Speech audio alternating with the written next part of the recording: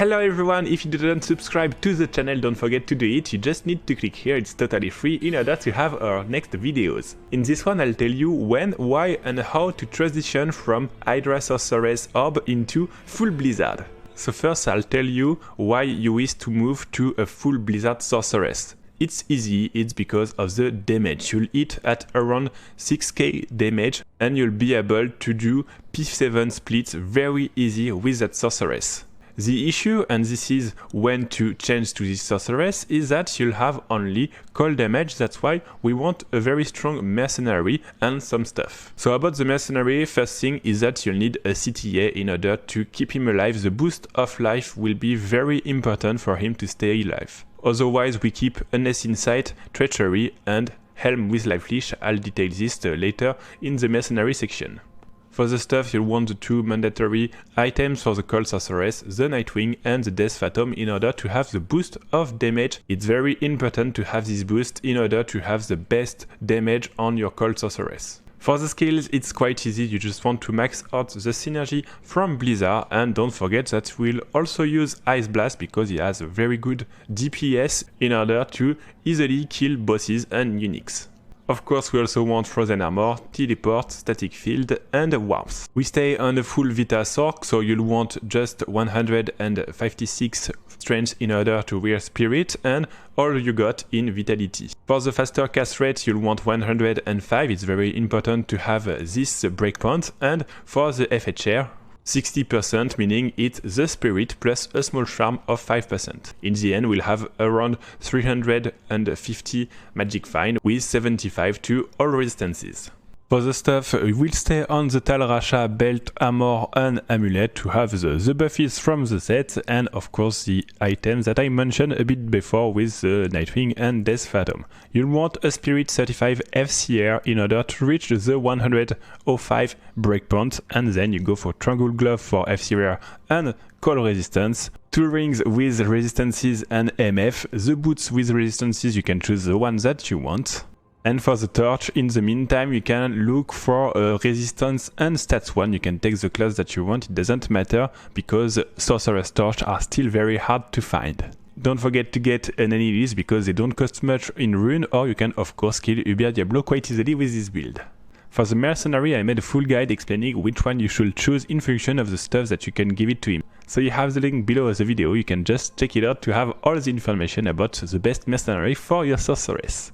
So the next steps for the Sorceress is to have first a Sorceress Torch in order to have the +3 to the skill and, if possible, a better Death Phantom and Nightwing. We'll then want to change our Tal Rasha setup, I'll speak a bit more later in the next video, and if possible you can start stacking Cold Skiller to maximize your damage.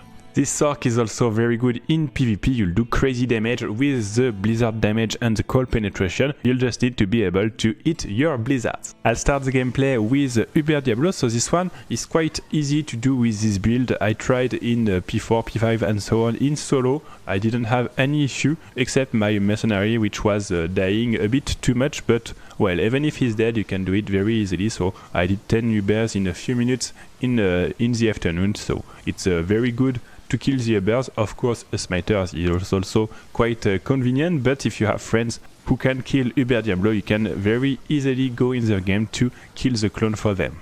Don't forget to dodge the Firestorm, it's the most effective spell against our character, but otherwise other spells are not too high in terms of damage, you can either tank it or dodge it as you wish. You'll also need to use the Ice Blast with the Blizzard in order to quickly defeat the Diablo clone. For some splits with your Sorceress, you'll want to do the Summoner, it's a very easy one. You can also do it in P7, this one was P5 because we didn't have enough people, but in P7 it's still very easy to do, and the Tombeau, just at the exit of the turn in the Act 2, is very nice to farm. There is no cold immune except one boss at the end of the tomb, but otherwise plenty of elites, plenty of drops and so on, and of course your Mercenary will be able to kill this immune without any trouble. For Mephisto it's also very easy, you can just kill the Council before getting to him, you can have some drop there, and then you keep moving forward, just don't stop to the Lord which are healing, and cold immune you will waste too much time, so go kill the council, kill the second council at the right because the left one is often immune to cold, and then you go to Mephisto, you kill him. Just take care, don't be in melee range like I did, especially with the curse on my head, but otherwise he's very easy. Your mercenary will also be fine, so a good boss to farm if you are in Split.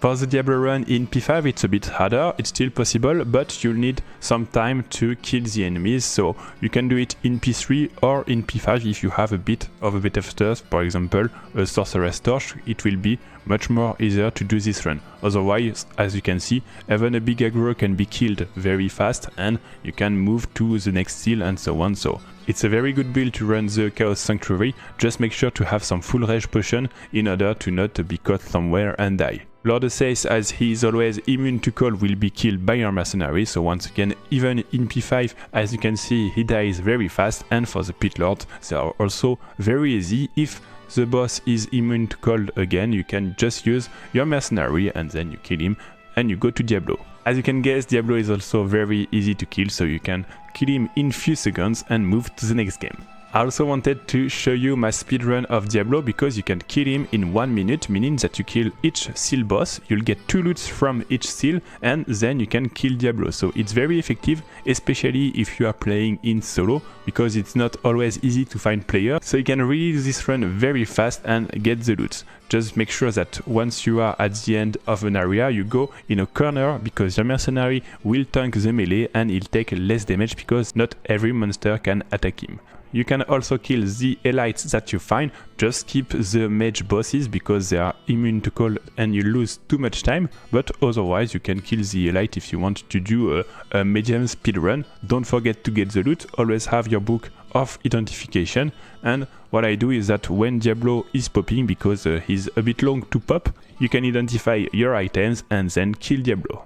Thanks for watching this video. Don't forget that you find everything on Diablo 2 Resurrected and the other games that we are covering on dmgaming.eu. Bye bye!